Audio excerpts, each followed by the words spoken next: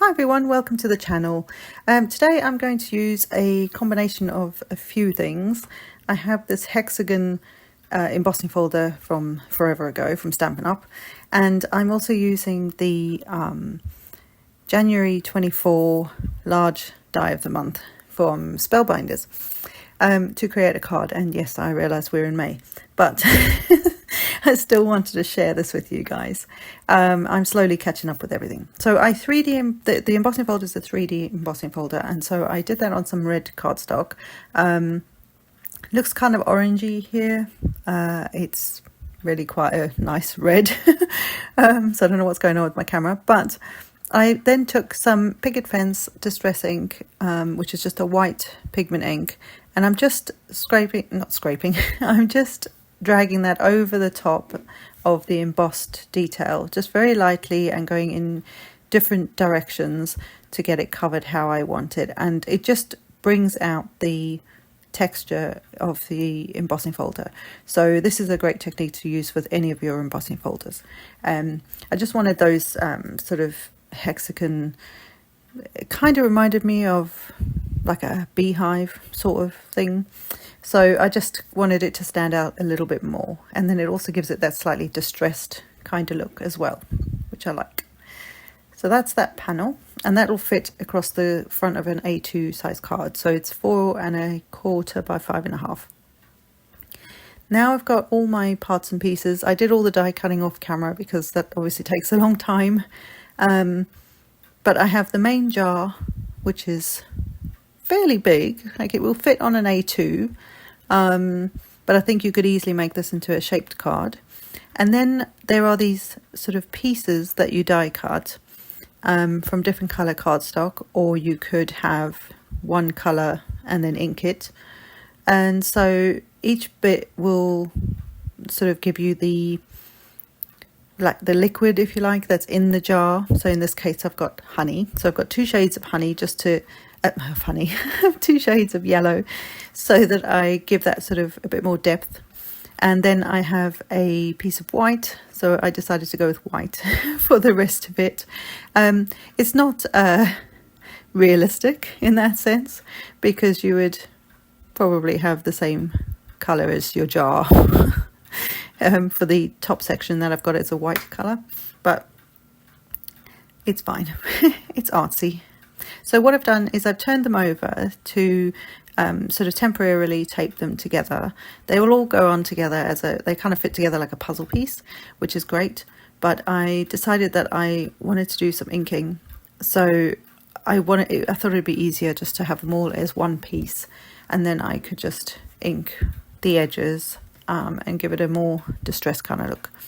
So also off to the left there are all the other bits and pieces that I've die cut.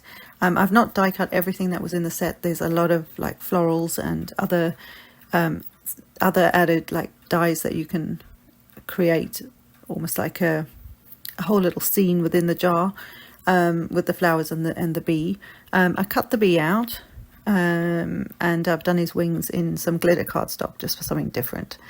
So to ink the edges, I'm going to take some brushed corduroy. It's my favorite brown in the distress line, and I'm using like a finger dauber. I thought this would be easier because it's kind of smallish areas. I mean, the pieces are big, but the area that I want to ink is kind of small, so it made sense in my head at the time. And actually these are really inexpensive to get, and you get, I think, 40 in a little, it comes in like its own little holder.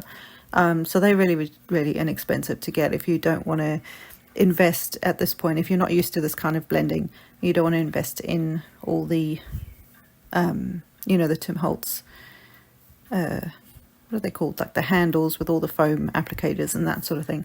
In an ideal world, I'd have one foam applicator and handle for every single color, but there's 1 or 2. Plus there's the oxides as well, so it's a lot of handles to store as well. So it's good for storage from that side of things as well. And I'm just going around the edge of the jar, and now around this, which is the kind of like the fabric that you would have over the top of a jam jar or a honey jar, where you'd normally then wrap some twine or ribbon or something around the sort of top edge. I like it. It's kind of old school, but I like it. And I've got the little honey, the little die cut for this. The sentiment says "Hi B," so that was quite sweet. These are the two little ribbon strings. I didn't bother inking them because they're so fine. And then I have the little bumblebee. And again, I'm only really inking around the edge so that some of the yellow will show through once we stick them together. And I didn't do the piece that goes behind the high B either, because you're not going to see that. So there's no point inking the edge of something you're not going to see. So once I've done that, I'm going to, my voice went funny there. I'm going to stick some of this together and start putting it together. So I left these pieces stuck together, sort of, with the tape. Just made it easy. I could put the whole thing on as one piece, and that just made sense to me. So that's what I ran with. But you can put them on individually, and you can.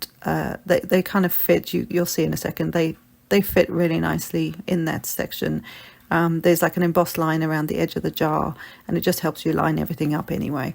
Spellbinders are renowned for doing that and sort of giving you an easier way of putting die cuts together, which is so handy sometimes. so for the fabricy bit, is that what I'm calling it? This will fit just over the top there, as like so. And I thought I was going to put that on, but not yet.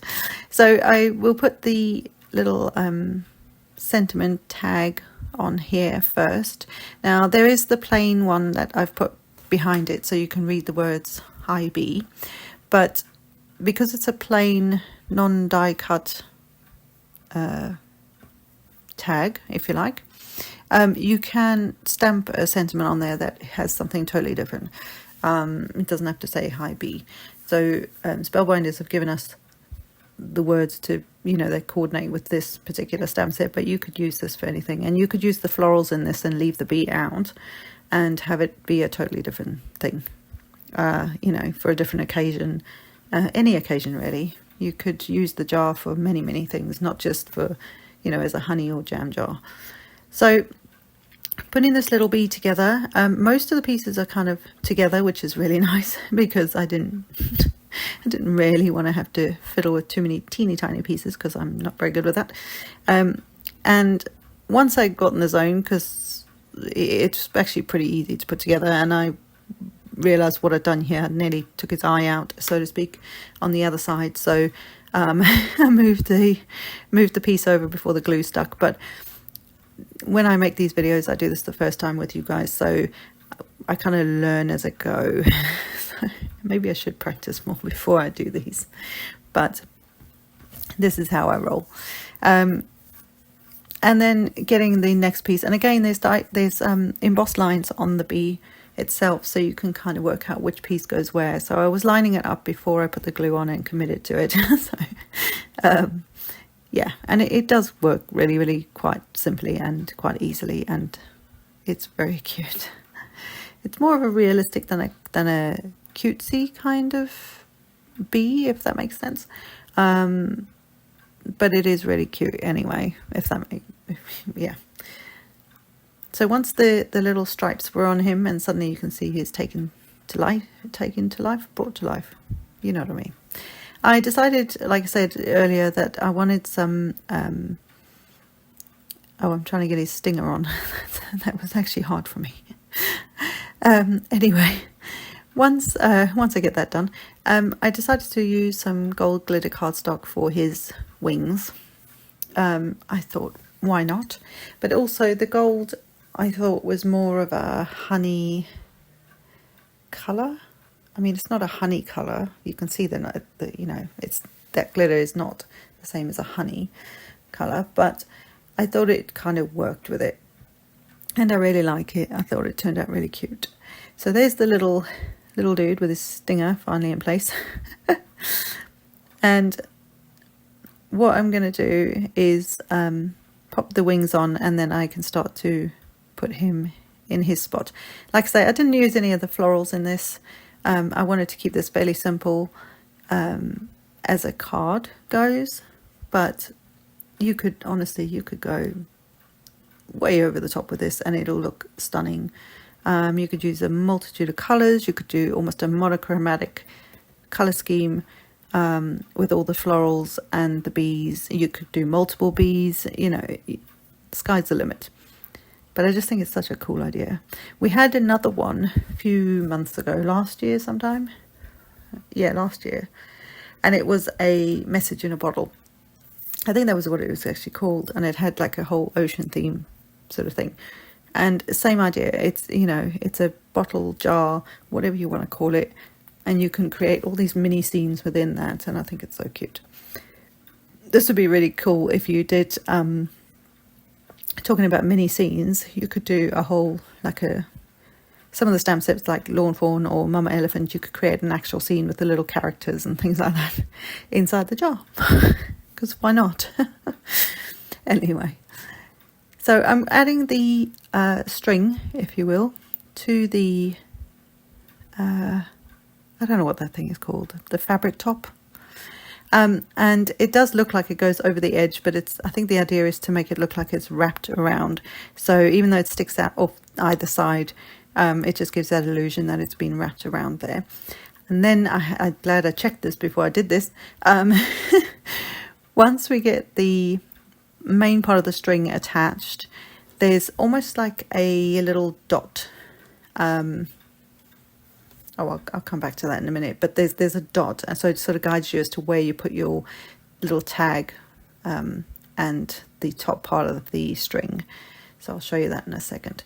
So I'm adding the panel, the embossed panel, to a card base. So this is a standard A2 size card, and I did make sure I checked the sizing on that before so that I could tell you for sure that it wasn't A2.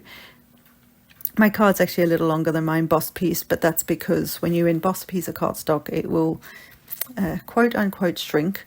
It's not shrinking per se, but because you're pushing all that detail into a piece of cardstock, the fibers have to essentially bend and break to create the dimension. And that sort of, if you like, if you can imagine, it lifts when it's pushing that dimension up, and that whatever that texture is, it's lifting the card in those places, so it kind of shrinks it. So if you want something to be an exact size, then I would suggest that you cut a bigger piece of cardstock, emboss it, and cut that down to the size you want. I just wing it most days, so I just kind of go with it, because why not? So for the main jar, I am going to use some foam to just to add some dimension,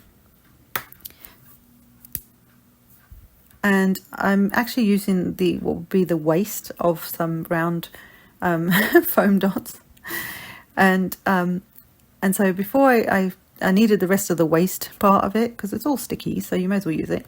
I'm using the round dots themselves, pop dots, whatever they're called, on the edge of the like the rim of the jar, so I can stick the fabric piece on there. And then also I decided I was going to pop up my my little bee. So there's lots of dimension in this card. You've got dimension on the jar, then you've got more dimension where the bee and the fabric top are.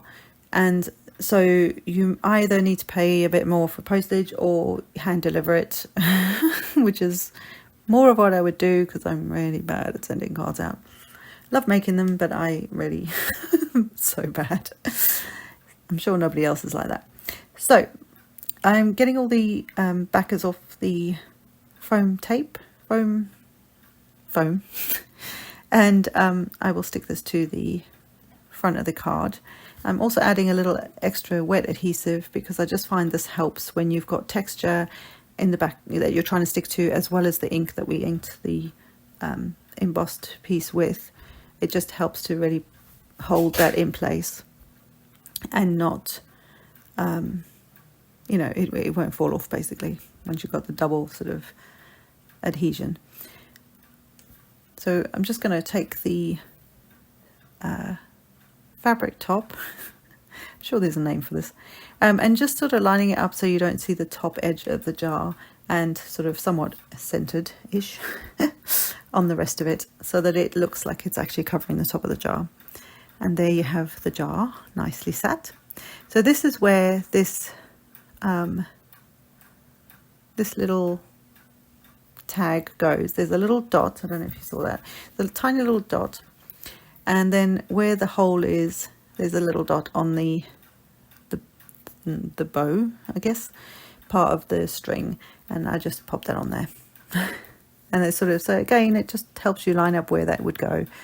It's kind of like the equivalent of maybe threading the string through there. So as a final touch, because I had the glitter on the wings, I decided I actually needed to add something else just to tie that in and make it look more cohesive. It's a big word for me today. So this is me thinking. Yeah, this is what happens sometimes. So I decided to grab some Gold Coast glitter drops from Nouveau, and these were like the perfect gold. They were the same sort of gold tone or color, whatever you want to call it, as the wings. So I thought this was really cool, and I always forget to do this with these. I have like a billion of them, not really a billion, but I have a few of them, and so I'm using them for their original purpose, and that's to make little dots, like kind of like enamel dots, but not. And so yes, you have to make sure they are definitely dry before you post it anywhere. But I made just a variety of sizes and just had them kind of coming up, kind of like bubbles of honey popping. I don't know, just made my heart happy when I did that, because I was like, oh, I remembered. And then I tried to use some glossy accents, and oh my word, if you guys have been here before, you know that me and glossy accents, we love each other, but we hate each other. I could not get it to work. It always clogs. It drives me insane. So I switched to my Nouveau Crystal Glaze, which it is, when it dries, it's a lot thinner than a